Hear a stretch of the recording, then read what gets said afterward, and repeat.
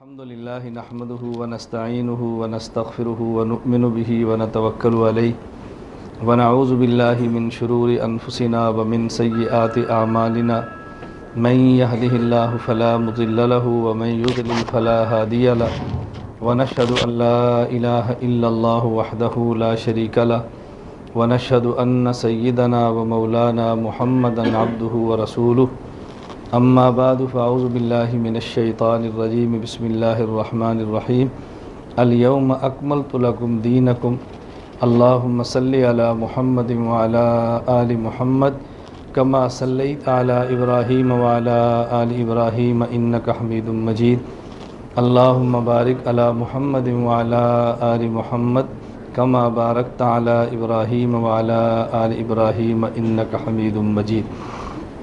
میں سب سے پہلے تو اس مجلس میں بے حد مشکور اور ممنون ہوں مفتی ارشد صاحب کا اور پھر مولانا الیاس صاحب کا۔ مفتی صاحب اس لیے کہ میرے آنے کا سبب بنے ہیں اور یہ اس لیے کہ آپ کی اور میری ملاقات کا ذریعہ بنے ہیں۔ جو انسان نیکی کرے اس کا شکریہ ادا کرنا اس کا حق ہے، اس میں آدمی کو بخل سے کام نہیں لینا چاہیے، یہ ان کا حق بنتا ہے۔ بعض حضرات اس کو ٹی سی سے تعبیر کرتے ہیں، یہ ٹی سی نہیں ہے، یہ حق ہے۔ یہ آپ کو اس وقت پتہ چلے جب آپ کے دروازے پر کوئی مستحق آئے، آپ اس کو دیں اور وہ شکریہ نہ کہے تو پھر دیکھنا آپ کے دل پہ کیا گزرتی ہے۔ پھر آپ نے کہنا نہیں ہم شکریہ کی ضرورت نہیں ہے، لیکن کہتا تو کیا فرق پڑتا ہے، اتنا تو کہنا چاہیے نا شکریہ۔ تو جب تک انسان پر بیتے نا اس وقت سمجھ نہیں آتی کہ اس کی ضرورت کتنی ہے اور یہ حق ہے۔ اللہ ہمیں یہ باتیں سمجھنے کی توفیق عطا فرمائے۔ ہماری آج کا جو موضوع ہے حضرت امام اعظم ابو حنیفہ نعمان بن ثابت رحمہ اللہ تعالیٰ کے مناقب اور فضائل۔ یہ اتنا وسیع موضوع ہے کہ آپ کو میری گفتگو سے اندازہ ہوگا کہ وقت بہت کم ہے، آپ کو خود اندازہ ہوگا کہ بہت تھوڑا وقت ہے۔ آپ حضرات کے نہیں آپ 5 گھنٹے بات کرو کیا فرق پڑتا ہے، بات کرنے والے کو پتہ ہوتا ہے کہ بات کرنی کتنی مشکل ہے، اور شروع میں دعویٰ بہت آسان ہوتا ہے، تھوڑی دیر بعد تھکاوٹ کے آثار شروع ہو جاتے ہیں، اور یہ انسانی فطرت کا تقاضا ہے۔ اس لیے آپ اس سے اندازہ کریں، میں کبھی عرض کیا کرتا ہوں کہ صحابہ کرام سے زیادہ قرآن کا عاشق کون ہو سکتا ہے، لیکن دیہات سے رسول اللہ صلی اللہ علیہ وسلم کی خدمت میں کچھ لوگ آئے۔ حضور پاک صلی اللہ علیہ وسلم کے دور میں جو کچھ لوگ آتے ہیں کلمہ گو، وہ تو صحابہ ہی ہوتے ہیں نا۔ انہوں نے کہا جی ہمیں کوئی امام چاہیے، رسول اللہ صلی اللہ علیہ وسلم نے امام دے دیا۔ اب امام بھی صحابی ہے، مقتدی بھی صحابی ہے۔ تو ایک یا 2 دن کچھ دنوں کے بعد وہ پھر شکایت لے کر آئے اپنے امام صاحب کی۔ انہوں نے کہا یا رسول اللہ ہم دیہاتی لوگ ہیں، کھیتی باڑی کرتے ہیں، یہ سورہ بقرہ عشاء کی نماز میں پڑھتا ہے۔ تو آپ نے فرمایا قرآن ذرا تھوڑا پڑھا کریں۔ اب بتاؤ صحابی ہے تو قرآن کا کتنا عاشق ہوگا، لیکن وہ بھی تھک جاتا ہے۔ ہمارے ہاں شب جمعہ کا اجتماع ہوتا ہے، تبلیغ والے کرتے ہیں، اللہ اس کو قبول فرمائے۔ تو مجھے ایک ساتھی کہنے لگا شب جمعہ کا اجتماع کا جواز، اس کی دلیل کیا ہے؟ میں نے کہا عبداللہ بن عمر رضی اللہ تعالیٰ عنہما ہفتے میں 1 دن درس دیتے تھے۔ کسی نے کہا جی روزانہ دو، فرمایا تو محتاج ہوگی اس لیے میں 1 دن دیتا ہوں۔ وہ کس کو کہہ رہے ہیں؟ صحابہ اور تابعین کو۔ اس لیے میں آپ سے کہہ دوں نا کہ آپ تھک جاؤ گے تو آپ اتنے بڑے متقی نہ بننا، نہیں مولانا صاحب تسی کرو۔ مجھے پتہ ہے تھوڑی دیر بعد آپ نے ایک دوسرے کو دیکھنا ہے، یہ ختم کب کرے گی۔ اللہ کا بڑا کرم ہے، اللہ کا بڑا شکر ہے، ہمارے پاس اپنا کوئی علم نہیں ہے، لیکن اللہ کا شکر ہے ہمارے اکابر کی تحقیقات اتنی وسیع ہیں کہ کئی دن میں مسلسل بھی اس موضوع پہ بولتا رہوں تو انشاءاللہ یہ علم کم نہیں ہونا انشاءاللہ۔ یہ میرا علم نہیں ہے، میرے اکابر کے، ہم تو اس کو بیان کرتے ہیں نا۔ اس لیے میں عرض کرتا ہوں کہ میں مختصر بات کروں گا اور آپ کو خود ہی اندازہ ہو جائے گا اس موضوع پر گفتگو کرنا کتنی ضروری ہے۔ حضرت امام اعظم ابو حنیفہ رحمۃ اللہ علیہ، ان کا نام ہے نعمان، والد کا نام ہے ثابت، بیٹے کا نام ہے حماد، لیکن ان کی کنیت ہے ابو حنیفہ اور ان کا لقب ہے امام اعظم۔ میں ساری باتوں پہ تھوڑی تھوڑی بات کرتا جاؤں گا۔ حضرت امام اعظم ابو حنیفہ نعمان بن ثابت، نام نعمان ہے اور کنیت ابو حنیفہ اور لقب امام اعظم۔ پہلی یہ بات سمجھے کہ ہم ان کو ابو حنیفہ کیوں کہتے ہیں، جب ان کی بیٹی ہی نہیں تھی تو ابو حنیفہ کہنے کی ضرورت کیا ہے؟ بہت سارے لوگ اس پر اعتراض کرتے ہیں کہ خود کو حنفی کہنے والے نسبت ایک عورت کی طرف کرتے ہیں۔ نام نعمان ہے، بیٹی حنیفہ ہے اس لیے ابو حنیفہ کہتے ہیں، تو یہ کیسا مذہب ہے جس کی نسبت ہی لڑکی کی طرف ہو؟ تو جب آپ پر سوال ہوگا تو پھر آپ کو ہماری قیمت کا احساس ہونا ہے کہ یہ بیانات کتنے ضروری ہیں۔ تو سوال تو ذہن میں آ گیا نا، جب ان کی بیٹی ہے ہی نہیں، یہ نہیں کہ حنیفہ نہیں، بیٹی ہے ہی نہیں، تو پھر ان کو ابو حنیفہ کیوں کہتے ہیں؟ اب بات سمجھیں، کنیتیں دو قسم کی ہوتی ہیں، ایک ہوتی ہے کنیت نسبی اور ایک ہوتی ہے کنیت وصفی۔ کنیت نسبی کا معنی جو خون کا رشتہ ہو، بیٹا یا بیٹی، اس کی وجہ سے کنیت رکھنا، یہ کنیت نسبی ہے۔ باپ کا نام عبداللہ ہے اور بیٹے کا نام ہے بالفرض عمر، تو آپ کہتے ہیں ابو عمر۔ یہ ابو عمر کیوں کہا؟ کہ اس کا خون کا رشتہ نسب سے بیٹا جو عمر پیدا ہوا ہے، یہ کنیت نسبی ہے۔ اور ایک ہوتی ہے کنیت وصفی۔ وصفی کا معنی عربی زبان میں ابن کا معنی ہمیشہ باپ نہیں ہوتا، کبھی ابن کا معنی باپ ہوتا ہے، کبھی ابن کا معنی والا ہوتا ہے، جسے ہم کہتے ہیں صاحب۔ کبھی ابن کا معنی باپ اور کبھی ابن کا معنی صاحب، جس کا معنی والا ہم کہتے ہیں، ابن کا معنی ہوگا والا۔ جیسے ابنن، اب ابنن کا معنی بیٹا ہے، لیکن ہمیشہ ابنن کا معنی بیٹا نہیں ہوتا۔ ہمارے محاورات میں کہتے ہیں فلاں بندہ ابن الوقت ہے، کہتے ہیں نا ابن الوقت ہے، یہ ازمان را پتر ہے۔ کیا مطلب؟ یہ وقت کے ساتھ ساتھ بدلتا ہے، اسے وقت کا بیٹا ابن الوقت کہتے ہیں۔ یہ تو معنی نہیں کہ اس کی والدہ نے وقت کے ساتھ نکاح کیا ہوگا، شوہر ہے ہی کوئی نہیں۔ ابن الوقت کا معنی زمانے کے ساتھ ساتھ چلتا ہے۔ تو جس طرح ابن کا معنی ہمیشہ حقیقی بیٹا نہیں ہوتا، اسی طرح ابن کا معنی ہمیشہ حقیقی باپ نہیں ہوتا، ابن کا معنی والا ہوتا ہے۔ اسی طرح امن، ماں، امن کا معنی ہمیشہ ماں نہیں ہوتا، کبھی امن کا معنی ہوتا ہے خلاصہ، اصل، قرآن کریم میں ہن ام الکتاب، اور کبھی ہوتا ہے امن کا معنی ٹھکانہ، فامہ حاویہ، اور کبھی ہوتا ہے امن کا معنی ماں، امہ صدیقہ، تینوں قرآن کریم میں ہے۔ اب بتاؤ، امن کا معنی ہمیشہ ایک ماں ہی نہیں ہے، کبھی امن کا معنی ماں ہے، کبھی امن کا معنی اصل ہے، کبھی امن کا معنی ٹھکانہ ہے۔ اس طرح ابن کا معنی ہمیشہ بیٹا نہیں ہوتا، تو ابن کا معنی بھی ہمیشہ بیٹا نہیں ہوتا۔ حضرت امام صاحب کو ابو حنیفہ کیوں کہتے ہیں؟ بعض لوگ ہماری خود دلیل بناتے ہیں، پھر اس دلیل پر اعتراض کرتے ہیں، اور پھر یہ دعویٰ کرتے ہیں کہ حنفیوں کی دلیل بہت کمزور ہے۔ اب جن لوگوں نے ہمارے اوپر اعتراض کیا ہے، ان نے دلیل کیا گھڑی ہے؟ کہتے ہیں امام صاحب کے پاس ایک عورت آئی اور اس نے آ کر مسئلہ پوچھا کہ جی ایک آدمی 4 بیویاں کر سکتا ہے تو ایک عورت 4 خامد کیوں نہیں کر سکتی؟ یہ نہ اللہ، یہ من گھڑت مسئلہ ہے۔ یہ ہمارے مخالفین نے اعتراض کرنے کے لیے ایک دلیل گھڑی ہے۔ تو کہتے ہیں امام صاحب رحمۃ اللہ علیہ ایک بیٹی وہاں موجود تھی، تو امام صاحب گھر آئے تو پریشان ہو گئے۔ بیٹی نے پوچھا ابا جی آج آپ کیوں پریشان ہیں؟ انہوں نے فرمایا مسئلہ بڑا اہم کسی نے پوچھا ہے تو جواب میں تلاش کروں، فکر مند ہوں۔ اس نے کہا جی جواب میں دیتی ہوں، لیکن میری شرط یہ ہے کہ آپ کو نیت ابو حنیفہ رکھیں۔ یہ ہے نہیں دلیل، سمجھ آ رہی ہے؟ یہ واقعہ غلط ہے، لیکن لوگوں نے بنایا ہے ہمارے اوپر ہماری دلیل کو توڑنے کے لیے۔ تو امام صاحب نے فرمایا کیا جواب ہے؟ تو اس نے کہا اس عورت سے کہو کہ ایک گلاس میں 4 بکریوں کا دودھ لے کر آئے، ایک گلاس میں تھوڑا تھوڑا لے کر آ گئی۔ اب اس نے کہا اس میں ہر بکری کا دودھ الگ کرو۔ اس نے کہا جی میں تو نہیں کر سکتی۔ تو اس نے کہا جب ایک عورت کے 4 شوہر ہوں گے تو اولاد کس کی ہوگی؟ آپ کیسے فیصلہ کر سکتی ہو؟ تو عورت کو بات سمجھ آ گئی، تو اس دن سے امام صاحب کو نیت ابو حنیفہ ہو گئی۔ یہ ایک واقعہ بنایا ہے ہمارے اوپر بات غلط مسلط کرنے کے لیے۔ ہم نے کہا بھی اس واقعے کا وجود نہیں ہے، کیونکہ امام صاحب کی حنیفہ کے نام پہ لڑکی ہے ہی نہیں۔ امام صاحب کی اولاد کتنی ہے؟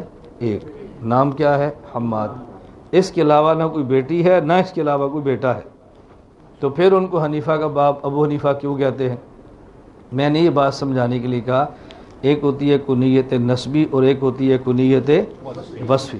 پہلے کنیت وصفی کی مثالیں سن لیں تاکہ آپ کو ابو حنیفہ کا مسئلہ سمجھ آئے۔ رسول اللہ صلی اللہ علیہ وسلم کے سب سے بڑے صحابی، رسول اللہ صلی اللہ علیہ وسلم کے سب سے بڑے مقام اور مرتبہ کے صحابی وہ کون ہیں؟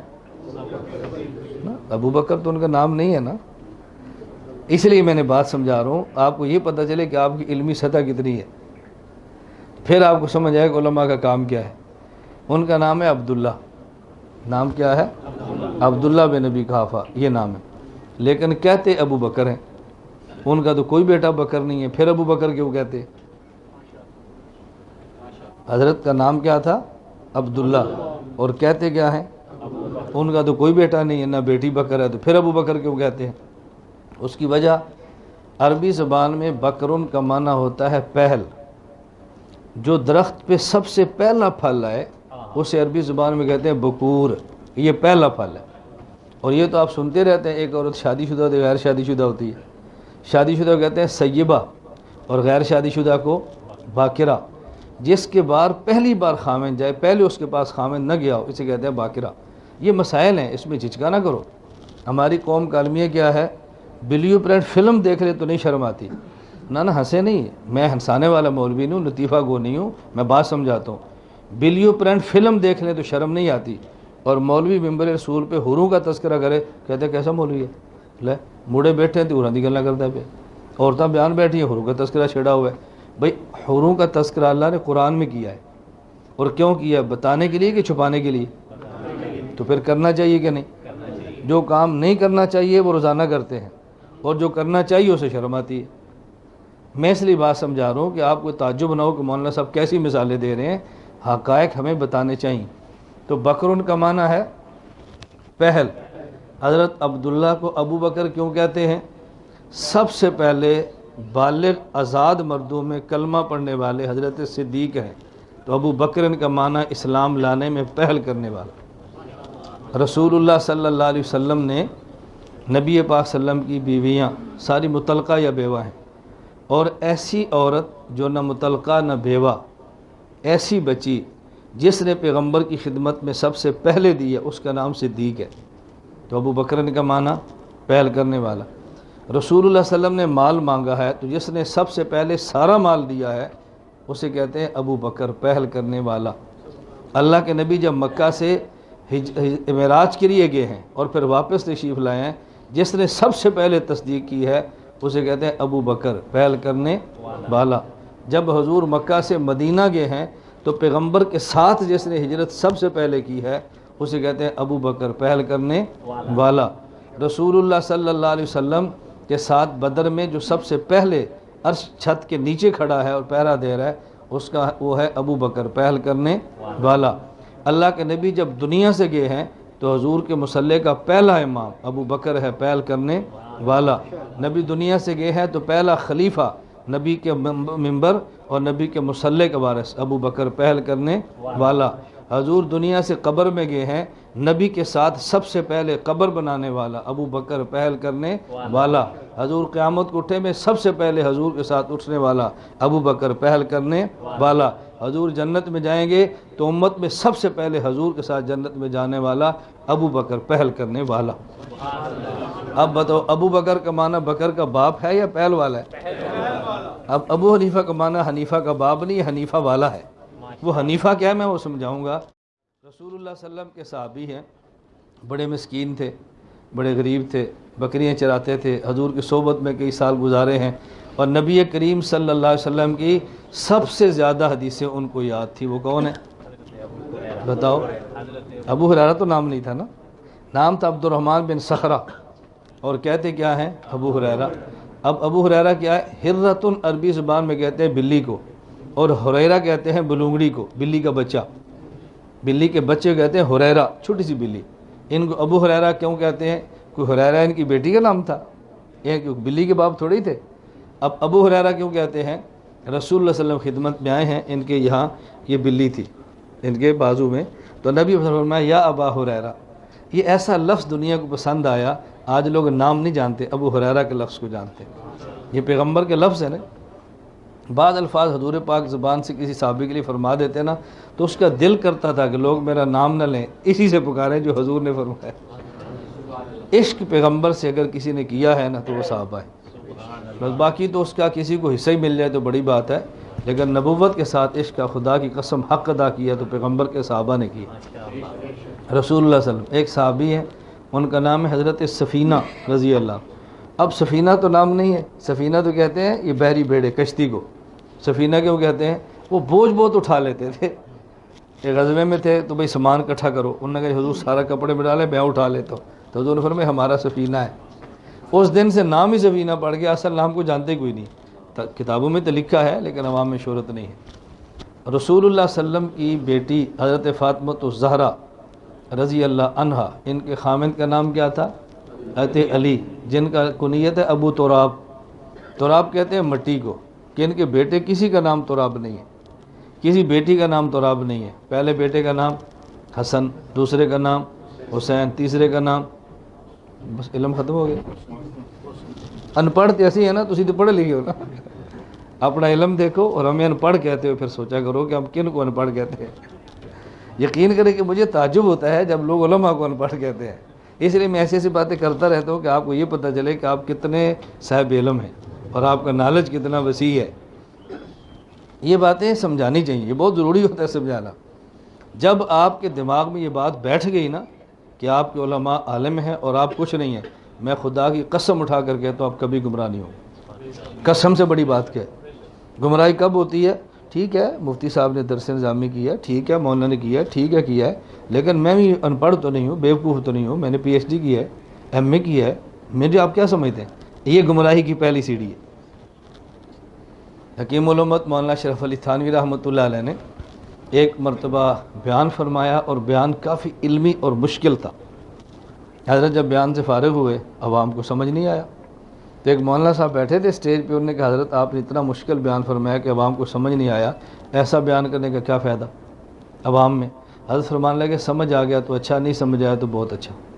اس نے کہا جی ہمیں تو یہ جملہ بھی سمجھ نہیں آیا بیان سمجھ آ گیا ان کو تو اچھا، نہیں سمجھ آیا تو بہت اچھا۔ انہوں نے کہا حضرت ہمیں تو آپ کا جملہ بھی سمجھ نہیں آیا۔ حکیم الامت ہے نا وہ، تو حکیم الامت۔ حضرت تھانی فرمانے لگے اگر اس عوام کو آج کا بیان سمجھ آ گیا تو اچھا کہ ان کو میرا مسئلہ سمجھ آ گیا، نہیں سمجھ آیا تو بہت اچھا۔ کیا مطلب؟ اب یہ گمراہ نہیں ہوں گے، کیوں؟ ان کا ذہن بن گیا ہے کہ مولوی اشرف علی اتنا بڑا عالم ہے، ہم اس کا بیان سمجھ بھی نہیں سکتے۔ اب یہ دائیں بائیں نہیں جائیں گے، ان کے علم ہے کہ ہمارا مولوی بہت بڑا مولوی ہے۔ یہ جاتے کب ہیں؟ آخر جی ذاکر نائک مذہبی اسکالر ہے، معمولی بات تو نہیں ہے، ہزارہ بندے ان کو سنتے ہیں، اب کیسی بات مولوی صاحب کرتے ہیں؟ اب یہ گمراہی کے دروازے شروع ہو رہے ہیں۔ جوید احمد غامدی کوئی چھوٹا آدمی ہے، دیکھو نظریاتی کونسل کے میں رکن ہے اور بڑے بڑے یونیورسٹی کے ڈین اس کے شاگرد ہیں، تو کوئی چھوٹا بندہ ہے؟ تو اب یہ گمراہی کے دروازے شروع ہو رہے ہیں۔ اور جب آپ کا ذہن بن جائے کہ جو ہمارے پاس عالم ہے اس کی دنیا میں مثال نہیں ہے، گمراہ ہوں گے؟ نہیں ہوں گے۔ میں ساتھیوں کہا کرتا ہوں کہ ہمارے لوگ بہت پریشان ہوتے ہیں، وہ جی فلاں ملک ہے ایجادات میں بہت آگے نکل گیا ہے، بہت نکل گیا ہے، بڑی ترقی کر رہی ہے، مسلمان بہت پیچھے رہ گیا، مولوی صاحب وہ چاند تے پڑ گئے نے، لوٹے تے استنجے دیاں گلاں کر دیو، کچھ اگے بھی بدو۔ میں نے کہا وہ چاند پر گئے ہیں اور ہمارا چاند عرش پر گیا ہے، نہیں سمجھے؟ وہ چاند پر گئے اور ہمارا چاند اتنی ترقی کی مثال کو دے سکتا ہے؟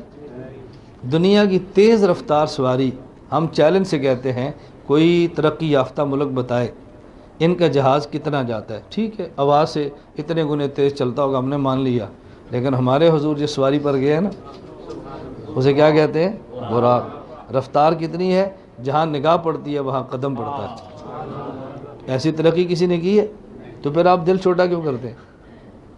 پھر کیوں دل چھوٹا کرتے ہیں؟ اپنی ترقی بتاؤ بھئی ہم کون ہیں، ہم کہاں تک پہنچے ہیں، تم نہیں پہنچ سکتے جہاں تک ہم پہنچے ہیں، یہ باتیں بتایا کرو۔ ہر بندہ چاند پہ گیا ہے یا ان کے دو چار بندے گئے ہیں؟ ہر بندہ تو نہیں گیا نا، ان کے دو چار گئے ہیں نا، تو ہر بندہ عرش پہ تھوڑا جائے گا۔ ہم جس کے مرید ہیں وہ گیا ہے، ہم جس کے امتی ہیں وہ گیا ہے، تو بڑوں نے جانا ہے، سب نے تھوڑی جانا ہوتا ہے۔ ہم کہتے ہیں کوئی مثال پیش کرے، کوئی نہیں کر سکتا۔ میں اس سے اگلا جملہ کہتا ہوں، اللہ کرے آپ کے ایمان کو جوش آئے۔ میں یہ بات کہتا ہوں، لوگ کہتے ہیں فلاں چاند پہ گیا ہے، میں کہتا ہوں ہم جس کی امتی ہیں چاند اس کے پاس آیا ہے۔ چاند پہ جانا آسان ہے، چاند کو ٹکڑے کر کے بلانا بہت مشکل ہے۔ ہمارے پیغمبر نے یہ کچھ کیا ہے، اب بتاؤ ہمارا کوئی مقابلہ کر سکتا ہے؟ پھر آپ کیوں دل چھوٹا کرتے؟ کبھی لباس خراب ہو رہا ہے، کبھی شکلیں بگاڑی جا رہی ہیں، کیوں؟ فلاں ایسا ہے، فلاں ایسا ہے، اور بابا کچھ حیا کرو۔ کس نبی کا لباس ہے ہمارا، کس پیغمبر کا چہرہ ہمارا، ہمیں چہرہ بدلنا چاہیے، کیسی بات کرتے ہیں؟ اس لیے میں عرض کرتا ہوں کہ آپ فیصلے کرو کہ ہم چہرہ حضور والا بنائیں گے۔ نیت کرتے ہو کہ نہیں؟ نیت تو کرو نا۔ جن کی داڑھی ہے وہ کہتا ہے عرفان انشاءاللہ، تو اور کنی کی داڑھی لمبی کرنی ہے انشاءاللہ اتنی کافی ہے. ہم تو ہیں ہی مٹھی والے. ہم داڑھی کتنی رکھتے ہیں؟ مٹھی داڑھی سنت ہے. مٹھی سے بات تینوں طرف سے بال لینا یہ بھی سنت ہے. کبھی دھوکے میں نہ پڑنا. مٹھی سے بڑی داڑھی کی گنجائش ہے لیکن مستحب اور مسنون داڑھی مٹھی ہے. وہ تو پھر دلائل کا مسئلہ اپنی جگہ پر ہے نا. ہم تو صحیح بخاری پڑھتے ہیں دائیں بھائی, ہم بھی اتنی جلدی نہیں جاتے. اگلے کا روب توڑتے ہیں بھی, جو تجھے مان ہے نا اس کتابوں کے اندر ہمارے مسئلے موجود ہیں. خیر بات لمبی نہ ہو. میں صرف یہ بات عرض کر رہا تھا کہ حضرت علی کے بیٹے حسن, اس کے بعد حسین, اس کے بعد محسن, حضرت علی کے 3 بیٹے رضی اللہ تعالی عنہم. لیکن کہتے ہیں ابو تراب. اور یہ بھی ذہن میں رکھے علی رضی اللہ عنہ کا جب پہلا بیٹا پیدا ہوا تو حضور نے پوچھا کیا نام رکھے؟ کہا جی حرب. فرمایا نہیں, نام حسن رکھو. حرب کا معنی جنگ ہے, حسن کا معنی سلو ہے. نام کا بیٹا اثر ہوتا ہے, نام بدلو. حضرت علی نے نام بدلا تو حضرت حسن کے ذریعے 2 فوجیں حضرت علی اور معاویہ کی, اللہ کے نبی 2 فوجیں حضرت حسن نے سلو کرائی. اب دیکھو نبی نے نام حرب بدل کے حسن رکھا نا, نتیجہ کیا نکلا؟ جنگجو نہیں, یہ سلو والے بنے. تو نام رکھا کرو. نام کا بہت بڑا اثر ہوتا ہے, بہت بڑا اثر ہوتا ہے. ہمارے حضرات اس پر غور نہیں کرتے, اور اگر کوئی کسی کا ارادہ کرے بھی نا تو نام پوچھ لیتے ہیں اپنی نانی سے, ماں نہ پوچھ لیتے ہیں ہم سے. میں تو مانا نہیں بتاتا. میرا مزاج ہے, اس کو آپ غلط سمجھیں یا ٹھیک سمجھیں, آپ میرے ذوق کے پابند نہیں ہیں تو میں آپ کے ذوق کا پابند نہیں. آپ میرے پابند نہیں تو میں بھی آپ کا پابند نہیں ہوں نا. لوگ کہتے ہیں جی ہم تو پابندی, تو پابندی کر. کیوں بھائی؟ ہم آپ کے امام ہیں, آپ کی مقتدی تو نہیں ہے. ہم ڈبے نہیں, ہم انجن ہیں. آپ نے ہمیں نہیں چلانا, ہم نے آپ کو چلانا. اس لیے آپ نیٹ پہ سرچ کریں, آپ میرا 1000 بیان بھی سنیں گے نا, 1000 بیان بھی, تو کسی بیان میں بھی میں نہیں کہتا بھی سبحان اللہ کو دروشی اونچی آواز سے پڑھو, قریب آ جاؤ, اٹھ کے جانا نہیں نا بھائی. میں کہتا ہوں آپ نے ہمیں نہیں چلانا, ہم نے آپ کو چلانا. نہیں سمجھے؟ نعت خان کہتے ہیں بھی آپ نے سبحان اللہ کہنا تو میں نے چلنا ہے. بھائی آپ نے چلانا ہے یا میں نے چلانا ہے؟ جی میں بولتا رہوں تو آپ بیٹھے ہیں, میں چپ ہو جاؤں تو پھر کیا ہوگا؟ آپ کے چپ ہونے سے نہیں, میرے چپ ہونے سے نقصان ہونا ہے نا. ہم ایک جلسے پر تھے تو مجھ سے پہلے ایک بزرگ ایسے تھے, تو بھائی اونچی آواز سے کو سبحان اللہ, اور اونچی آواز سے کو, اور اونچی آواز سے کو, یہ ہماری خوراک ہے. جب میری باری آئی نا تو میں نے کہا اب اس کو روٹی نہ کھلانا, مجھے کھلانا. یہ نے تو اپنی خوراک کھا لی ہے نا. یہ فرشتہ ہے, اس کی سبحان اللہ خوراک ہے. میں بشر ہوں, میری خوراک ہے بکرا, دیسی گھی میں پکا کر کھلاؤ. اس نے اپنی خوراک کھا لی. پھر بعد میں ہمارے نعت خان کہتے ہیں مولوی صاحب یار تو آئندہ گلا نہ کریا کرتے. میں تو میرے ہوندے نہ کریا کرو نا. میری ذمہ داری ہے غلط بات کی اصلاح کرنا, ہماری ذمہ داری ہے, تو آپ نہ ایسی باتیں کرو. پھر اچھا بعض لوگ سمجھتے ہیں کہ مسئلے کی خدمت کر رہے ہیں. بھائی نماز والا دروشی پڑھیں, کہتے ہیں نا نماز والا, جلسے میں کہتے ہیں نماز والا دروشی پڑھیں. میں نے کہا نماز پڑھ رہے ہیں؟ کہا نہیں. تو میں نے کہا نماز والا درود کیوں مجبور کرتے ہیں ان کو؟ بھائی درود شریف کا کوئی ایک صیغہ ہے, جب درود شریف کئی ہیں احادیث میں تو آپ نماز والا ان سے کیوں پڑھاتے ہیں؟ اچھا بعض جب کوئی کہتا ہے بھی آپ نے آمین اونچی آواز سے, لوگ کہتے ہیں اونچی آواز سے آمین, پھر سمجھتے ہیں کہ مسئلہ کی خدمت کر رہے ہیں. وہ یہ سمجھتے ہیں, اور ساتھ کیا کہتے ہیں جب نماز ہو تو آمین آہستہ کہنی ہے, جب بیان ہو تو اونچی کہنی ہے. میں نے کہا یہ تفریق کس نے کی ہے؟ آمین آہستہ ہے, نماز ہو تو پھر بھی آہستہ ہے, دعا تو پھر بھی آہستہ ہے. ہماری تو بنیاد ہی آمین کی آہستہ ہے. یہ تو نے تفریق کیسے کر دی؟ تو میں نے کہا ایسی غلط باتیں کہنی ہو نا تو مجھے اسٹیج پہ نہ لایا کرو. جب میں نہیں سنوں گا تو تردید میرے ذمہ نہیں, جب سن لوں گا تو پھر میرے ذمہ ہے. صحیح بات کہنی, میں نے کو آپ کی عزت نفس کو توڑا نہیں ہے, لیکن مسائل سمجھانا بہت ضروری ہے. چلیں, میں خیر یہ کہہ رہا تھا کہ ہمارے ہاں لوگ کہتے ہیں جی مولانا صاحب ہمارے یہاں بیٹا پیدا ہوا ہے تو اس کا نام یہ خالہ نے رکھ دیا ہے, اس کا معنی بتاؤ. میں کہتا ہوں جس خالہ نہ رکھے معنی اس کو پوچھو. میں آپ کا نوکر ہوں, نام خالہ رکھے معنی میں بتاؤں. اگر ہم سے عقیدت ہے, ہمیں عالم سمجھتے ہیں, ہم سے معنی نہ پوچھیں, ہم سے نام پوچھیں کہ جی میرے یہاں بیٹا پیدا ہوا ہے نام کیا رکھو, میری یہاں بیٹی پیدا ہوئی ہے نام کیا رکھو. نام خالہ سے پوچھ کے معنی ہم سے پوچھنا, اس کا معنی کہ تیرے دل میں میری عقیدت نہیں ہے. اگر تجھے پتہ چل جائے کہ یہ معنی کوئی ہندو بھی جانتا ہے نا تو اس کے پاس چلا جائے گا, یار مجھے معنی دے دس دے. اگر ہمیں عالم سمجھتے ہو تو پھر ہم سے معنی نہیں پوچھو, ہم سے نام پوچھو. کوئی بات سمجھ لیں, اور یہ نام حق ہوتا ہے. حکیم الامت حضرت تھانوی رحمہ اللہ لکھا ہے, حضرت عمر کی خدمت میں ایک بابا جی تشریف لائے, نوجوان بیٹا ساتھ ہے. کہا امیر المومنین یہ میری بات نہیں مانتا, آپ اس کو سمجھائیں, تھوڑی سی اس کی ٹھکائی کریں. حضرت عمر نے پوچھا تیرا باپ ٹھیک کہتا ہے؟ کیا جی ٹھیک کہتا ہے، نہ میں خدمت کرتا ہوں نہ بات مانتا ہوں، نہیں مانتا۔ حضرت عمر نے فرمایا لاؤ بھی درا، اس نے بات تو مان لی ہے، اعتراف جرم کیا ہے۔ اس نے کہا امیر المومنین میری بات بھی سن لیں، پھر آپ اگر میں حقدار ہوں مجھے آپ سزا دیں۔ فرمایا تو کیا کہتا ہے؟ اس نے کہا امیر المومنین یہ بات تو ٹھیک ہے کہ والدین کے اولاد پر حق ہوتے ہیں، لیکن یہ بتائیں کہ اولاد کا بھی والدین پر حق ہوتا ہے یا نہیں؟ فرمایا پہلے اولاد کا حق ہے پھر والدین کا حق ہے۔ اس نے کہا جی اولاد کا حق کیا ہے؟ حضرت عمر نے فرمایا کہ نیک عورت سے شادی کرے تاکہ بیوی نیک ہوگی تو ماں نیک ہوگی۔ دوسرا حق یہ ہے کہ جب بچہ پیدا ہو تو نام اچھا رکھے، نام کا ذات پہ اثر پڑتا ہے۔ تیسرا حق یہ ہے کہ اس کو دینی تعلیم دے تاکہ بچہ نیک ہو جائے۔ اس نے کہا جی میرے ابا جی سے پوچھ لو، ان پوچھے نے بیاہ کیتے کیتے اس کو جوانی کا جوش چڑھا ہوتا ہے نا، زندگی میں نے گزارنی ہے کہ آپ نے گزارنی ہے، میری لائف میں آپ دخل لیتے ہیں، میرے مستقبل کا فیصلہ کریں گے، کس نے اختیار دیا آپ کو؟ اب دیکھیں اپنی خواہشات کی شادی ہو رہی ہے، یہ نہیں سوچ رہا کس نے کل کو ماں بننا ہے۔ میری بات سمجھ آ رہی ہے؟ آپ تو پنجابی اکثر سمجھتے ہیں نا، ہماری زبان میں کہتے ہیں ماں ادلی ہوئے تو تی ادل دیے، نہیں سمجھے؟ ماں لو میرج کر کے آئے نا تو بیٹی نے لو میرج کرنی ہے، اور لو میرج سے والدین کو کیا تکلیف ہوتی ہے تب ہوگا جب تمہاری بیٹی کرے گی۔ ابھی نہیں تجھے سمجھ، ابھی تو جوانی کے جذبات ہے نا، جب بیٹی لو میرج کرے گی نا اور تو بند کمرے میں روئے گا پھر تجھے سمجھ آئے گا کہ کسی کی بیٹی چھیننے پر ہوتا گیا ہے۔ کچھ غیرت کرو، غیرت، کچھ غیرت ہمیں کرنی چاہیے۔ اللہ میں یہ بات سمجھنے کی توفیق عطا فرمائے۔ یہ دنیا کی تھوڑی سی زندگی ہے، اس کو خواہشات میں برباد نہ کرو، اس کو خواہشات میں برباد نہ کرو۔ جنت ہماری ہے، جنت میں انشاءاللہ سب کچھ ہوگا، کھلی اللہ پاک کتنا کچھ دیں گے کہ آپ تصور بھی نہیں کر سکتے۔ خیر حضرت عمر نے فرمایا ہاں بھائی بتا۔ اس نے کہا جی میرا بیٹا ٹھیک کہتا ہے، میں نے فلاں عورت سے شادی کی ہے، وہ نیک نہیں ہے تو اس کی ماں بھی نیک نہیں ہے۔ اور اس نے کہا جب پیدا ہوا تو میں نام اس کا جول رکھا۔ جول کہتے ہیں گٹر اور پخانے کے گندے کیڑے کو۔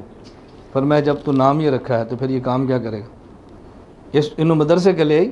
کہا جی نہیں۔ تو فرمایا تیرے پاؤں کیسے دبائے گا؟ جب اس نے شروع ABC سے کرنا ہے، اس میں پاؤں دبانے کا باپ کا آپشن ہے ہی نہیں، کیسے دبائے گا؟ آپ نے شروع ABC سے کرنا ہے۔ ہمیں یاد ہے علامہ خالد محمود صاحب تھے، فرماتے ہیں مجھے کسی نے انگلینڈ میں پوچھا کہ غیرت کے لیے انگریزی لفظ کیا ہے؟ میں تھوڑی دیر سوچا تو پھر میں نے کہا ہمارا غیرت نہیں تو لفظ کہاں سے ہوگا؟ ہم اس لیے گزارش کرتے ہیں اپنی اولاد کو آپ پڑھائیں، لیکن ترتیب ذہن نشین فرما لیں۔ الف با تا سا پہلے یہ پڑھائیں، پھر الف بے تے سے، پھر ABC۔ میں نے ABC کی مخالفت کی ہے؟ پہلے الف با تا، پھر الف بے تے سے، پھر الف با تا پہلے پڑھا لیں عربی قرآن پڑھا لیں، الف بے تے پھر اپنی زبان پڑھا لیں، ABC پھر انٹرنیشنل زبانیں پڑھا لیں، ہماری ضرورت ہے، ہم نے کب انکار کیا؟ لیکن ترتیب خراب نہ کریں۔ بات سمجھ آ رہی ہے؟ یہ بات میں دعوے کے ساتھ کہتا ہوں، آپ دنیا میں 1000 حافظ اکٹھے کریں اور پھر ان کے والدین سے پوچھیں کہ آپ کا بیٹا آپ کی عزت کرتا ہے کہ نہیں۔ پھر 1000 یونیورسٹی کے ڈاکٹر جمع کریں اور ان سے پوچھیں جب آپ سوتے ہیں تو یہ ڈاکٹر صاحب آپ کو دباتے ہیں کہ نہیں، جو جواب آئے اس کے مطابق نتیجہ آپ خود نکالیں، فیصلے خود کر لیں، ہم آپ کو کچھ نہیں کہتے۔ اگر آپ نے بڑھاپے میں اولاد سے خدمت لینی ہے نا تو پھر ان کو خدمت والا دین سمجھاؤ۔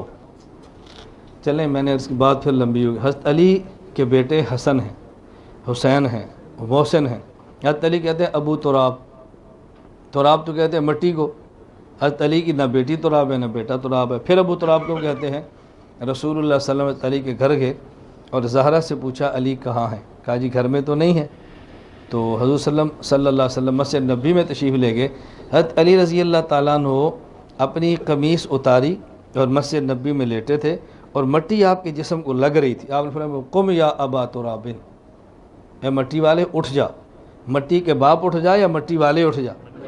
تو جس طرح نام صدیق ہے کہتے ابو بکر ہیں پہل کرنے والا، نام عبد الرحمن ہے کہتے ابو ہریرہ بلی کے بچے والا، نام علی کہتے ابو تراب ہے مٹی والا، نام نعمان ہے کہتے ابو حنیفہ حنیفہ والا۔ اور حنیفہ والا کیوں کہتے ہیں؟ اب ذرا اس کو بات سمجھیں، حنیفہ کا معنی کیا ہے؟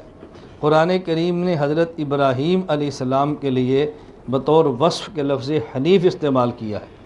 ابراہیم واتبع ملت ابراہیم حنیفہ، ابراہیم حنیف تھے۔ حنیف اسے کہتے ہیں جو باطل سے بالکل الگ ہو، جس پہ باطل کا شبہ بھی نہ ہو۔ اہل حق کو حنیف کہتے ہیں۔ حضرت امام اعظم ابو حنیفہ کو حنیفہ ابو حنیفہ اس وجہ سے کہتے ہیں کہ انہوں نے صاف ستھرا دین لکھوایا، صاف ستھرا دین امت کو دیا۔ جو باطل نے شبہات پیش کیے ان شبہات کو صاف کر کے امام اعظم ابو حنیفہ نے خالص دین امت کو لکھوا کے دیا ہے۔ ابو حنیفہ کا معنی ہے خالص دین لکھوا کر امت کو دینے والا۔ میرے ایک آپ سے مشورہ ہے کہ آپ سارے دیکھ لو، ایک ساتھی آیا ہے، سارے دیکھ لو نا۔ میری عادت ہے بیانات میں اپنے سامعین کو تکلیف نہیں دیتا۔ اب کان ادھر ہے آنکھ ادھر ہے تو اب تو تکلیف کیوں دی بھائی؟ کان بھی ادھر ہے آنکھ بھی ادھر ہے، فارغ ہو گئے، اب کان آنکھ ادھر کرو تاکہ آپ کو بات سمجھ آئے۔ یہ ترتیب غلط ہے؟ ٹھیک ہے، ٹھیک ہے۔ جب کوئی اور بندہ ہے آپ کا دیکھنے کو دل کرے تو آپ انگلی ایک بندہ کھڑی کر دے، میں سمجھوں گا کہ آپ دیکھنا چاہ رہے ہیں۔ آپ دیکھ رہے ہیں ایک صاحب اور آگے، اب بتائیں شروع کر دوں؟ میں نے آپ کو بات سمجھانی، وقت ضائع آپ نے نہیں کرنا۔ ہر بندے کی طبیعت ہے نا، ہماری طبیعت ہے، میں ساتھیوں سے کہتا ہوں ہماری زندگی تھوڑی ہے، کام بہت کرنا ہے۔ جب تھوڑی زندگی میں زیادہ کام کرنا ہو پھر وقت ضائع نہیں کرتا، اس لیے میں آپ کا وقت ضائع نہیں، میں کہتا ہوں جتنی دیر آپ بیٹھے اتنی دیر سنیں، جب سننے کا عمل ختم ہو جائے پھر اپنے گھروں کو جائیں، آرام فرمائے، نہ بلا وجہ خود جاگیں نہ بلا وجہ ہمیں جگائیں۔ بس توفیق اللہ دے، صبح تہجد پڑھیں، ہم وقت پہ سو جائیں گے، ہم بھی پڑھ لیں گے، دیر سے اٹھیں گے سوئیں گے تو آپ بھی نہیں پڑھ سکیں گے، میں بھی نہیں پڑھ سکوں گا، تو اس لیے بہتر ہے کہ جتنا بیان سننا ہے سن لیں، اس کے بعد آرام کریں اور صبح تہجد کریں، تلاوت کریں، اذکار کریں۔ اللہ ہم سب کو یہ بات سمجھنے کی توفیق عطا فرمائے۔ حضرت امام ابو حنیفہ اس کا کیا مطلب؟ دین خالص لکھوانے والے۔ اس امت میں سب سے پہلے جس نے دین لکھوایا ہے یہ شخص ابو حنیفہ نعمان بن ثابت ہے۔ اس سے پہلے اس کی کوئی مثال نہیں ہے، اور یہ ہماری بات نہیں ہے، یہ بات ہے کس کی؟ شافعی المسلک، حنفی کی نہیں، شافعی۔ امام سیوطی فرما رہے ہیں انہو من دون علم الشریعہ ورتبہ ابوابا فهو ابو حنیفہ، جس نے سب سے پہلے ترتیب بار دین کو لکھوا دیا یہ امت میں سب سے پہلا شخص ابو حنیفہ ہے۔ اور ان کا دین لکھوانے کا واقعہ بھی ایک بہت عجیب ہے۔ حضرت امام صاحب کے مناقب میں لکھا ہے حضرت امام اعظم ابو حنیفہ رحمۃ اللہ علیہ کو خواب آئی۔ آپ نے خواب میں دیکھا کہ رسول صلی اللہ علیہ وسلم کی میں قبر پہ گیا ہوں اور آپ کی قبر اطہر سے جسم مبارک کی ہڈیاں بکھری پڑی ہیں اور میں نے ان ہڈیوں کو جمع کیا۔ اب امام صاحب رحمۃ اللہ علیہ کو بڑا تعجب ہوا کہ ہمارا تو عقیدہ ہے کہ اللہ کے نبی کے جسم محفوظ ہے، اور یہ کیا ہوا کہ ہڈیاں بکھری پڑی، یہ کیا ہوا؟ خواب ہوئی۔ اب یہ خواب تھی نا، تو خواب کی تعبیر ہوتی ہے، جیسی خواب ہو اس طرح کی تعبیر ہونا، یہ معبر سمجھتا ہے خواب کی تعبیر کیا ہے۔ اس لیے کبھی آپ میں سے کسی کو خواب آئے تو ہر بندے کو خواب نہ بتائیں۔ حدیث پاک میں خواب بتائیں حبیب کو یا لبیب کو۔ حبیب کہتے ہیں دوست کو، لبیب کہتے ہیں عقل مند کو، اور اگر حبیب اور لبیب دونوں اکٹھے ہو جائیں تو پھر یہ نا حبیباً او لبیباً، یہ مانعۃ الخلوب ہے، اس کو مولوی سمجھیں گے، آپ نہیں سمجھیں گے، اور مولوی میں سے ہر بندہ نہیں سمجھے گا، کوئی سمجھے گا کہ مانعۃ الخلوب کیا ہوتا ہے، مانعۃ الجمع کیا ہوتا ہے۔ یا حبیب کو دکھاؤ یا لبیب کو دکھاؤ، دوست ہو اور یا عقل مند اس کو۔ کیوں؟ حدیث پاک میں ہے خواب آسمان اور دیکھنے والے کے درمیان معلق ہوتی ہے، جیسا معبر تعبیر دیتا ہے ویسی ہی خواب کی تعبیر صادق ہوتی ہے۔ حضرت امام ابن سیرین رحمۃ اللہ علیہ بیٹھے ہیں، ایک شخص آیا، اس نے خواب بیان کی کہ جی میری چارپائی کے نیچے سے آگ نکلی ہے زمین سے۔ حضرت فرمان لگے جا کر جلدی اپنا سامان باہر نکال لو، تمہارا مکان گرنے والا ہے۔ سامان باہر نکالا، مکان گر گیا۔ 6 مہینے بعد ایک شخص آیا، شاگرد بیٹھے ہیں، وہی خواب بیان کی، میں نے خواب دیکھی ہے میری چارپائی کے نیچے سے آگ نکلی ہے۔ فرمایا جگہ کھودو، نیچے خزانہ ہے، جگہ کھودی، خزانہ نکل آیا۔ شاگردوں نے کہا استاد جی خواب ایک ہے، تعبیریں دو ہیں۔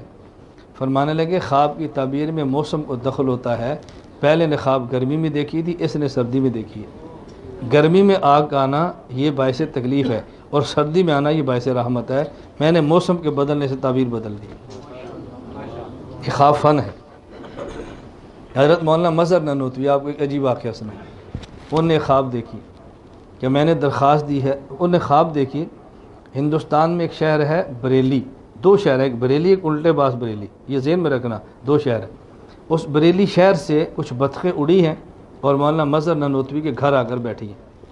انہوں نے خواب کی تعبیر پوچھی، حضرت مولانا قاسم نانوتوی رحمۃ اللہ علیہ بانی دارالعلوم دیوبند تھے۔ حضرت فرمانے لگے بڑی دلچسپ خواب ہے یہ، حضرت فرمانے لگے تم نے ملازمت کی درخواست دی ہے، تمہاری ملازمت کی درخواست منظور ہو گئی ہے، بریلی شہر کے اندر تمہاری ڈیوٹی لگ گئی ہے، اور تمہیں اگر تم مٹھائی کھلاؤ، حضرت فرمانے لگے تمہاری تنخواہ تو ہوگی، ملازمت لگ گئی ہے۔ اب یہ ملازمت کتنے روپے تمہیں ماہانہ تنخواہ ملے گی ملازمت کی؟ اگر تو تم کھلاؤ مٹھائی تو 21 روپے ماہانہ، اور اگر مٹھائی نہ کھلاؤ تو پھر 11 روپے ماہانہ۔ اس نے کہا جی میں مٹھائی کھلاؤں گا، فرمایا 21 روپے ماہانہ پہ تمہیں ملازمت لگ گئی۔ یہ جو مٹھائی کھلاؤں گا یہ پیار ہوتا ہے، یہ لالچ نہیں ہوتا۔ مٹھائی انہیں کیا کھانی تھی؟ یہ تو محبت کے لیے بات فرمائی نا۔ آپ آئے ہیں تو بیٹا کہتے ہیں ابو میرا رزلٹ دے کر آنا، آپ دیکھ کر آگے۔ اس نے کہا رزلٹ؟ آپ نے کہا چائے کا کپ کھلاؤ پھر بتاؤں گا۔ اب آپ نے بیٹے سے کیا چائے کا کپ پی لے؟ بات سمجھ رہے؟ اب کچھ دنوں بعد تار آ گئی اور 21 روپے ماہانہ پہ ان کو ملازمت ملی۔ مولانا مظہر نانوتوی رحمۃ اللہ بڑا تعجب ہوا۔ اس نے کہا تو آپ نے تعبیر کیسے نکالی ہے؟ فرمایا تم نے دیکھی ہے بطخیں جو بریلی شہر سے اڑی ہیں تمہارے گھر آئی ہیں۔ بطخ کو عربی زبان میں کہتے ہیں بطن، با اور تا، توئیں زوئیں تا، اور فارسی میں کہتے ہیں بط، وہی با اور توئیں۔ فرق کیا ہے؟ عربی میں تا مشدد ہے، مشدد میں 2 تا ہوتی ہیں، اور فارسی مخفف ہے، اس میں 1 تا ہوتا ہے۔ اللہ کے نبی نے فرمایا کہ تعبیر ہوتی ہے، اچھا فرمایا کہ حروف ابجد کے اعتبار سے با کے عدد بنتے ہیں 2، تا کے بنتے ہیں 9، 9 اور 2 11، اور 11 اور 9 جی نا 11 اور 20 بنتے ہیں، مجھ سے غلطی 21 کی ہوگی، 20، 11 اور 9 20۔ اب حضرت فرمانے لگے کہ اللہ کے نبی نے فرمایا کہ جیسے معبر تعبیر دیتا ہے خواب اس کے مطابق ہوتی ہے، میری مرضی میں تعبیر میں فارسی والا بت لے لوں یا عربی والا بت لے لوں۔ تو انہیں کہا مٹھائی کھلائیں گے، ہم نے تعبیر میں عربی والا بت رکھ دیا، اور 9 اور 2 11، اور 11 اور 9 20 بنتے ہیں، اس لیے میں نے تعبیر یہ دی۔ آپ بتاؤ تعبیر کتنا فن ہے۔ اس لیے ہر کسی کو خواب نہ بتایا کرو۔ میں الحمدللہ خواب کی تعبیر بتاتا ہوں، لیکن ہماری شرط ہوتی ہے، آپ کے پتہ نہیں بندے پسانا سے آنے پہ میری شرط ہے کہ جو میری بیعت اس کے علاوہ میں تعبیر بتاتا نہیں۔ اس کی وجہ پتہ ہے کیا؟ وجہ یہ ہے، ایک کی خواب کی تعبیر بتاؤ تو دوبارہ مسئلے کا فون نہیں آتا، خوابوں کا فون آتا۔ ایک بندے کو دم کر دو وہ ٹھیک ہو جائے، لوگ مسئلے کی نہیں دم کرانے کے لیے آتے۔ ایک کو تعویذ دے دو ٹھیک ہو جائے تو لوگ مسئلہ نہیں پوچھتے، تعویذ کراتے ہیں۔ اس لیے میں اپنے جب گھر پہ ہوتا ہوں نہ تعویذ دیتا ہوں نہ دم کرتا ہوں، اس کے لیے میں نے بھائی سے کہا بھی کام تم کرو، تاکہ مجھ سے مسئلے پوچھیں اور یہاں سے ہم ایک طرف ہو جائیں۔ یہ بات اچھی طرح ذہن میں رکھیں۔ مجھے خواب پر ایک واقعہ یاد آیا، یہ حضرت اکاڑوی رحمۃ اللہ واقعہ سناتے تھے۔ ایک یہودی، ایک عیسائی، ایک مسلمان اکٹھے سفر کر رہے تھے، اور راستے میں ایک جگہ وہ تھک گئے، رات ہی سو گئے۔ تو اس گاؤں کی بوڑھی عورت تھی، اس کے پاس کھیر تھی لیکن تھی 1 پلیٹ۔ اس نے کہا مسافر ہیں، بیٹے سے کہا ان کو 1 پلیٹ کھیر دے تو بیچارے کھا لیں گے تھکے ہوئے۔ جب پہنچی 1 پلیٹ تو انہوں نے کہا بھی 1 پلیٹ کھیر ہے، بندے ہم 3 ہیں، کیا کریں آپ؟ انہوں نے کہا تینوں سو جاتے ہیں، پھر خواب دیکھتے ہیں، جس کی صبح سب سے اچھی خواب ہے وہ کھا لے۔ تینوں سو گئے۔ اب صبح جب اٹھے تو یہودی سے کہا بھی پہلے تو بتا تو نے خواب کیا دیکھی ہے، تیرا نبی تو پہلے کا ہے نا۔ وہ یہودی کہنے لگا کہ موسیٰ علیہ السلام رات کو آئے تھے اور مجھے انہوں نے فرمایا کہ چلو تمہیں کوئی طور دکھاؤں، مدین کی جگہ جہاں بکریاں چرائیں وہ دکھاؤں، جہاں میری شادی وہ دکھاؤں۔ ماشاءاللہ بڑی سیر کرے گا، زبردست خواب ہے۔ بعد میں عیسائی سے کہا بھی تو بتا۔ اس نے کہا عیسیٰ علیہ السلام آئے تو انہوں نے کہا مجھے چل میں تجھے سیر کراؤں۔ وہ مجھے لے گئے، بیت اللحم دکھایا، پھر جگہ دکھائی جہاں میں پیدا ہوا، پھر وہ درخت دکھایا جس کی میری ماں مریم نے کھجوریں کھائیں، چشمہ دکھایا جس کا پانی پیا، اور پھر وہ جگہ دکھائی جہاں آسمان پہ چلے گئے۔ زبردست ہے۔ مسلمان سے کہا تو بتا۔ اس نے کہا میں سویا تھا، رسول اللہ صلی اللہ علیہ وسلم تشریف لائے تو انہوں نے فرمایا کہ موسیٰ علیہ السلام اپنا امتی لے گئے طور دکھانے کے لیے، عیسیٰ علیہ السلام دے گئے لحم دکھانے کے لیے، اور تو اٹھ کے کھیر کھا لے تو اٹھ کے کھیر کھا لے، میں نے کھیر کھا لے۔ اس نے کہا میں نے کھیر کھا لی ہے۔ تو خواب بنا کر کھیر ہی کھانی تھی نا، تو میں سیدھی کھیر ہی کھا لوں۔ ایک مرید تھا، اس نے خواب دیکھی اور اس نے اپنے پیر صاحب سے کہا کہ پیر صاحب رات میں نے خواب دیکھی ہے، میری 10 انگلیاں پخانے میں ہیں، آپ کی 10 انگلیاں شہد میں۔ پیر صاحب نے فرمایا تم دنیا کے کتے ہو، تم نے پیشاب پخانے میں جانا ہے، ہم اللہ والے ہیں، شہد میں جانا ہے۔ اس نے کہا پیر صاحب آدھی خواب ہے، پوری تو سن لیں۔ انہوں نے کہا جب پوری سناؤ۔ اس نے کہا جی آپ کی انگلیاں میں چاٹ رہا ہوں، میری آپ چاٹ رہے ہیں۔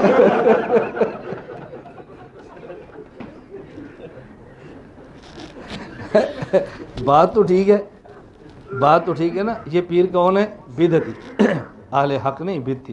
یہ وہ پیر ہے کہ جس کے پاس مرید آتا ہے ذکر سیکھنے کے لیے اور یہ مرید کے پاس جاتا ہے پیسے لینے کے لیے. تو پھر جب مرید پیر کے پاس آئے گا ذکر کے لیے تو شاید ہی ہے نا، اور پیر مرید کے دروازے پہ جائے دنیا کے لیے تو یہ پخانہ نہیں، پھر کیا ہے؟ تو خواب تو اس بیچارے نے ٹھیک دیکھی ہے، پیر صاحب گرم ہو تو ان کی مرضی ہے، لیکن خواب تو ٹھیک ہے نا. حضرت امام صاحب کو خواب آئی، خواب آ گئی نا ذہن میں، خواب آ گئی. حضرت امام صاحب نے اپنے شاگرد کو بھیجا امام ابن سیرین رحمۃ اللہ علیہ کے پاس کہ جاؤ ان سے خواب کی تعبیر پوچھو. امام ابن سیرین رحمۃ اللہ علیہ بہت بڑے تابعی ہیں، بہت بڑے. ابن سیرین فرمانے لگے یہ خواب دیکھی کس نے؟ حضرت امام صاحب کے شاگرد نے عرض کیا کہ جس نے خواب دیکھی ہے اس نے منع کیا ہے، اس نے کہا میرا نام نہ بتانا. امام ابن سیرین فرمانے لگے یہ خواب ابو حنیفہ کے علاوہ کوئی نہیں دیکھ سکتا، بتاؤ یہ خواب کس نے دیکھی ہے؟ اس نے کہا جی آپ نے پہچان لیے، خواب انہوں نے دیکھی ہے. یہ علم غیب نہیں، یہ فن ہے، یہ سمجھیں. کوئی ایسے یہ نہ کہ علم غیب ہے، دیکھو بتا نہیں دیا. ڈاکٹر کے پاس آپ جائیں اور ڈاکٹر آنکھ کا پیلا پن دے کر کہہ دے یرکان ہے تو علم غیب ہے، تو علامت اس نے پہچان لی ہے. معبر علامتوں سے پہچانتا ہے، خواب کون دیکھ سکتا ہے؟ ابن سیرین فرمانے لگے کہ جاؤ امام ابو حنیفہ کو جا کے مبارک دو. بات سمجھنا، رسول اللہ صلی اللہ علیہ وسلم کی سنتیں جو دنیا میں پھیل گئی ہیں نا، ان کو ایک جگہ جمع کرنے کا کام اللہ آپ سے لے گا. رسول اللہ صلی اللہ علیہ وسلم کی مبارک ہڈیاں جو بکھری پڑی ہیں نا، اس کی تعبیر ہے سنت سے. نبی کا وجود دین ہوتا ہے. یہ جو حضور کی سنتیں دنیا میں پھیل گئی ہیں ان کو ایک جگہ جمع کرنے کا کام اللہ ابو حنیفہ سے لے گا. تو رسول اللہ صلی اللہ علیہ وسلم کی سنتیں لے کر صحابہ دنیا میں پھیل گئے تھے، تو ایک جگہ سنتیں جمع کرنے کا کام اللہ نے سب سے پہلے امام اعظم ابو حنیفہ رحمۃ اللہ علیہ سے لیا. یہ خواب میں بتا رہا ہوں کہ امام صاحب نے دین کو جمع کیا. اور اب تکوینی معاملہ دیکھ کے آپ حیران ہوں گے. حضور صلی اللہ علیہ وسلم کے جانشین کا نام ابو بکر، ان کے جانشین کا نام حضرت عمر، ان کے حضرت عثمان، ان کے حضرت علی. چوتھے اور آخری خلیفہ راشد یہ کون ہے؟ حضرت علی. یہ کہاں رہتے تھے آخری عمر میں؟ کوفہ میں نا. کہاں شہید ہوئے؟ کوفہ میں. اب توجہ رکھنا ذرا، جہاں پر خلیفہ راشد کا دارالحکومت ہوگا تو صحابہ کا مرجع وہی شہر بنے گا نا. گورنر وہیں آئیں گے، وزیر وہیں ہوں گے، مشیر وہیں ہوں گے. تب بتاؤ یہ جو خلافت راشدہ کا آخری دور ہے تو صحابہ کا آنا جانا زیادہ کہاں پہ تھا؟ تو علم کہاں پہنچ گیا ہوگا؟ تو جس بندے نے علم لکھوانا ہے وہ کہاں پیدا ہونا چاہیے؟ امام حنیفہ کہاں پیدا ہوئے؟ تو ان کو کوفہ میں پیدا ہونا چاہیے تھا نا. کوفہ میں پیدا ہوئے امام صاحب رحمۃ اللہ علیہ. تو انہوں نے دین لکھوایا ہے. اب میں ایک نکتہ کہتا ہوں، دنیا میں 99% اگر نہ بھی ہوں 95% آپ کو ایسے سنی ملیں گے جن کو حضرت ابو بکر کا پتہ ہے لیکن ان کے نام عبداللہ کا نہیں پتہ. کنیت جانتے ہیں، نام نہیں جانتے. اسی طرح 95% حنفی ہوں گے جو امام ابو حنیفہ کی کنیت جانتے ہیں، نعمان نام نہیں جانتے. اس میں حکمت کیا ہے کہ نام نہیں جانتے کنیت جانتے ہیں؟ اس کی وجہ یہ ہے عبداللہ نام ہے اور ابو بکر مشن ہے. عبداللہ نام ہے، ابو بکر یعنی ہر کام میں پہل کرنا، یہ مشن ہے. نعمان نام ہے، ابو حنیفہ مشن ہے. انہوں نے دین کو لے کر پھیلانے میں پہل کی ہے اور انہوں نے دین کو پڑھ کے لکھوانے میں پہل کی ہے. نام ان کا یاد نہیں ہے، مشن ان کا بھی زندہ ہے، اور نام ان کا بھی یاد نہیں، مشن ان کا بھی زندہ ہے. بعضوں کے خدا کو مشن اتنے پسند آتے ہیں اللہ ان کے نام پر بھی مشن کو غالب فرما دیتے ہیں. تو مشن ابو بکر کا بھی زندہ ہے اور ابو حنیفہ کا بھی زندہ ہے. تو خدا نے ان کے مشن کو ہمیشہ کے لیے زندہ فرما دیا ہے. اب ایک بات سمجھ آ گئی کہ ان کی کنیت ابو حنیفہ کیوں ہے، میں نے یہ بات سمجھائی. اب اگر کوئی بندہ آپ سے پوچھے کہ امام ابو حنیفہ کو ابو حنیفہ کیوں کہتے ہیں، تو آپ کہہ سکتے ہیں کہ جو اعتراض کرتا ہے وہ تاریخ بھی نہیں جانتا، عربی بھی نہیں جانتا. اگر تاریخ جانتا ہوتا تو کبھی نہ کہتا ان کی بیٹی کا نام حنیفہ ہے، اور اگر عربی جانتا ہوتا تو کبھی ضد نہ کرتا. اب ان کا معنی ہمیشہ باپ ہوتا ہے. علماء دیوبند، علماء حناف تاریخ بھی جانتے ہیں، عربی بھی جانتے ہیں. تاریخ بھی جانتے ہیں، عربی بھی. تو جو تاریخ اور عربی نہیں جانتا وہ اعتراض کرتا ہے، اور جس کو تاریخ عربی آتی ہے وہ اعتراض کا جواب دیتا ہے. ہمارے ذمہ اعتراض کرنا ہے یا جواب دینا ہے؟ اس لیے آپ پوری دنیا میں گھوم کر دیکھ لیں، ہمارے علماء اعتراضات نہیں کرتے، اعتراضات کے جوابات دیتے ہیں. اعتراض کرنے آسان ہیں اور جواب دینے ہم مشکل کام کرتے ہیں، ہم کیا کرتے ہیں؟ مشکل کام اللہ نے ہمارے کھاتے ڈالا ہے، اور آسان اتنا کر دیا جیسے 6 نمبر ہوتے ہیں۔ ایسی میں تبلیغ والے سے کہتا ہوں تمہیں 6 نمبر بیان کرنے میں دقت ہوتی ہے اور مجھے دفاع میں دقت نہیں ہوتی۔ اللہ کا بہت بڑا کرم ہے یہ، اللہ ہم سب کو بات سمجھنے کی توفیق عطا فرمائے۔